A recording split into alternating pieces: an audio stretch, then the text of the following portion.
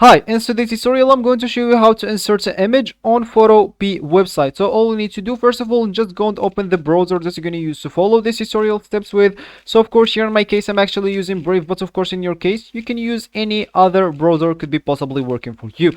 Then after you open your browser, all you need to do just go to the URL section and type photopea.com and hit the enter button. So that will certainly take you into this page, which is gonna be your home or your main screen. And from here you can have, or you will have several options. Some of them of course it will allow you to create a new projects.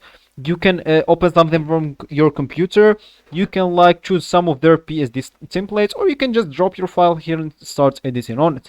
So for me, I'm just going here to click at new projects and choose one of their templates.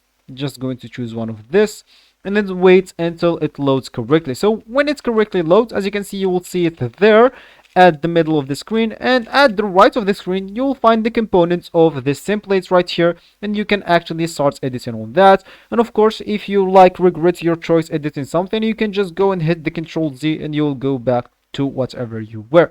So of course, if you want to insert an image on this Photopea website, as we said in the beginning of the video, simply you will need to click at this option right here, which is like a gallery. So if you click on it, you will have the option of like just typing a keyword right here at this search option and like insert your image. So let's see an example, as I typed recently moon.